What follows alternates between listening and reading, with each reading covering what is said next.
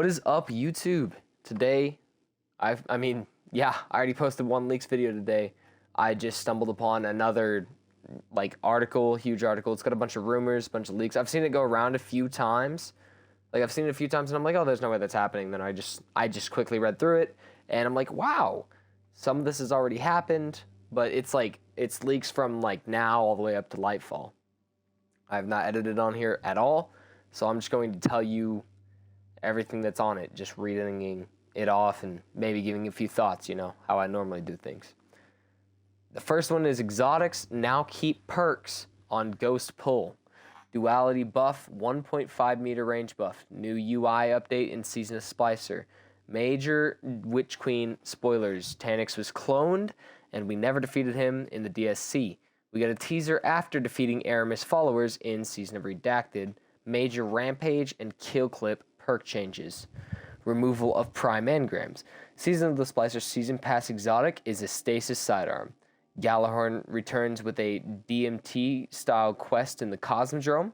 New subclasses in Lightfall.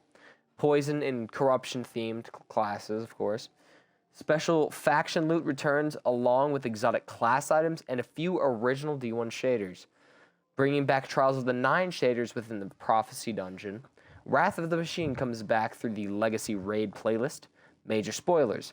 Every season, a raid gets unvaulted, and it gets put in the rotational Legacy Raid playlist. Every season, rotating a raid in and out of the vault, free to play. Yeah, yeah, I read that right. Yeah, definitely good at this. The Ascendant Lens is now a transmitter to the Leviathan raids. The MOTW art emblems of Year 5 are black and white themed. Icebreaker comes back as a stasis heavy ammo based on orb consumption. Disabling of select exotic weapons / gear won't be removed from inventory, just locked. So certain exotics will be disabled. New public minigames in the tower. We've been needing some of those. New system allowing you to edit your character's appearance without deleting any characters. Special finisher mod changed to 5 energy cost from what it is now. Sidearms are getting a 30% range buff. The armor stat roll has been tweaked. Half the cost of mods removed, replaced by a +5 armor stat re-rolling system with new Fallen Vendor in the tower. Additional revive tokens will be added to Grandmaster Nightfalls. Flawless raid triumphs will only require that individual to go flawless throughout the raid, starting with Witch Queen. Legacy raid triumphs will now appear in the Legacy section of triumphs, rotating in and out according to the seasonal raid. 5% rocket 5% buff, which will be planned for Season 16, may change depending on current sandbox. The ability to purchase past season passes. Mission complete is now instant after boss defeats in most strikes. Public test beta for Destiny 2 content coming 2022. Major rework of Trials of Osiris. We're already seeing that happening next season with what was shown in the TWAB. Fixes to win trading in Season of Redacted. A no ability PvP playlist. I would love that. I did see something on Instagram. Wasn't sure if it was true. They said something about it, and I forgot what they called it. I think they called it, it was equipment or something like that. I don't remember what they called it, but it had to do with a no ability PvP playlist. And I know the community's been asking for that a lot, so I do think that could be high probability of happening. Season of the Lost.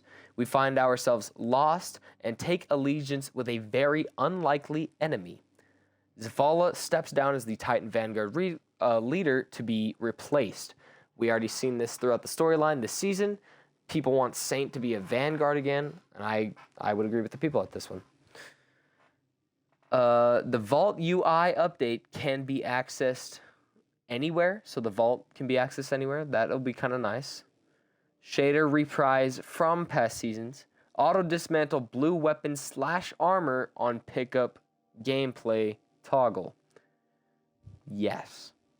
Major expansion spoilers. Codename Nova in between Witch Queen and Lightfall. New raid, dungeon, multiple exotic quests, 2 strikes, 1 crucible map. D1 servers are planning to shut down after more content gets unvaulted into Destiny 2. I could see that happening, honestly. But it'd be a really long time. New emblems for beta testing Bungie's new PvP game on Stadia. Mandatory 2-factor authentication needed for Trials of Osiris flawless rewards. That could be kind of annoying for those who don't know about it. Codename Nova, aspirational activity. Exotic heavy void frame. If that doesn't sound like Nova Mortis to you, I don't know what does. Where was it? This is so big, dude. Anarchy Nerf, once weapon is stowed, tick numbers are decreased by 30%. Magazine size reduced by 33%. Slug shotgun in air. Wait, Anarchy? Go back. Hold on. Go back. We already talked about Anarchy. It might be getting nerfed thanks to that one twab. I can see this happening. In air accuracy nerfed. No, Worldline is not coming back. If you could hear the things they say about it. Rework on the Gambit moat system. Venus will not return, but a few story missions we will visit Venus on. You really think your Guardian Games winners are chosen by the community? Consumable from Grandmaster activities, allowing the wielder to use either 2 exotic weapons or armor pieces for the duration of the activity. Destination materials are getting streamlined. New stasis aspects incorporating past D1 skill tree, Hunter Blink, Titan Air movement ability, and a Warlock AoE ability regen for teammates. So, I don't know about y'all. I would like a lot of that to happen. There's a few things that I think just won't happen, but I could see a lot of that going down, especially in the current sandbox and the current way the game is going. We'll have to see, though, when it comes to August 22nd, when Bungie starts releasing a lot of things, talking about the future of the game, talking about Witch Queen next season, the season after maybe, and I wouldn't be surprised if they put in a little teaser towards Lightfall, or maybe a little something else afterwards, maybe a teaser to a new location, maybe stuff like that. I cannot wait to see all that stuff. I think it's going to be great. So let's all stay tuned for the rest of the year, and we'll be waiting for that Halo pack in December.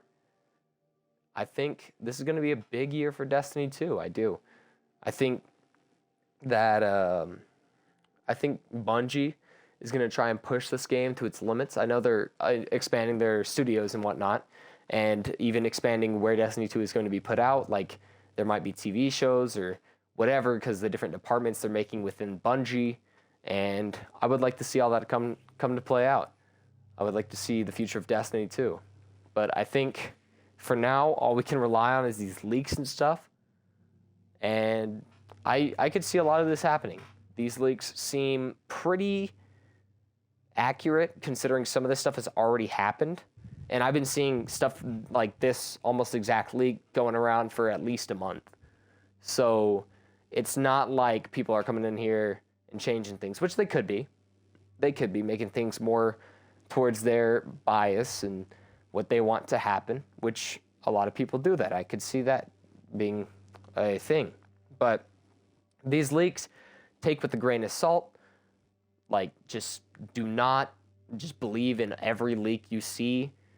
That led me on a lot of years back. I would just believe every leak and got really disappointed about games, and it caused me to quit games. Do not believe every single leak you hear. Do not. I can't stress that enough. But hope y'all have a good week, good year. And that is another Destiny leak for this week. 2 in 1 day, actually. So y'all have a good one. Peace. Why do I talk so much? I'm going to edit out half of that last part. I don't like it.